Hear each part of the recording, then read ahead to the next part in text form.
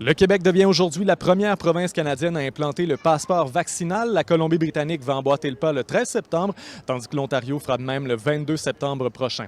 Prenons un instant pour revenir sur quelques-unes des questions les plus fréquentes concernant cette nouvelle mesure au Québec. Ici Jean-François Blanchette, voici votre vidéojournal. Les adolescents doivent-ils eux aussi présenter une carte d'identité avec photo au moment d'entrer dans un établissement qui exige le passeport vaccinal? Eh bien, la réponse est non pour les 13 à 15 ans et oui pour les 16 ans et plus. Ceux-là pourront montrer une carte d'assurance maladie, un permis de conduire, un passeport canadien ou même une carte étudiante puisque les pièces produites par les établissements d'enseignement sont valides. Que doivent faire les touristes qui n'ont pas de code QR québécois ou l'appli VaxiCode? Eh bien, eux doivent montrer une preuve de résidence hors Québec ainsi que leur preuve de vaccination émise par leur territoire, leur pays ou leur État.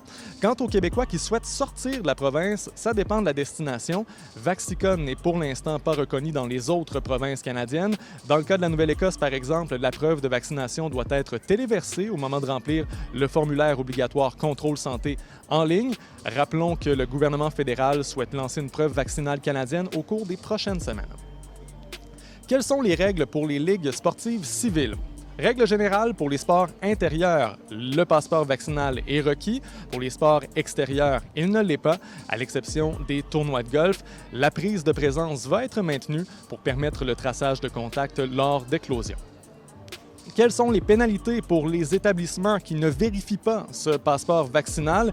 Eh bien, sachez qu'il y a une période d'adaptation prévue jusqu'au 15 septembre prochain, période pendant laquelle aucune sanction ne sera imposée. Par contre, à compter du 16, les amendes vont de 1 000 à 6 000 $, comme c'est le cas pour le non-respect des autres mesures sanitaires. Et en terminant, que faire si vous avez égaré ou vous n'avez pas encore reçu votre code QR? Si vous avez accès à Internet, rendez-vous sur le portail Libre-Service du gouvernement du Québec. On va vous poser quelques questions, notamment la date de votre première vaccination. Et si des membres de votre famille n'ont pas accès à Internet, dites-leur d'appeler au 1-877-644-4545. Le code va leur être envoyé par la poste.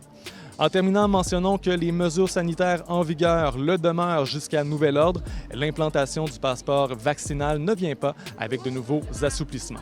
Pour en savoir davantage sur cette première journée d'implantation, consultez l'appli Info de Radio-Canada. Je vous souhaite une excellente journée.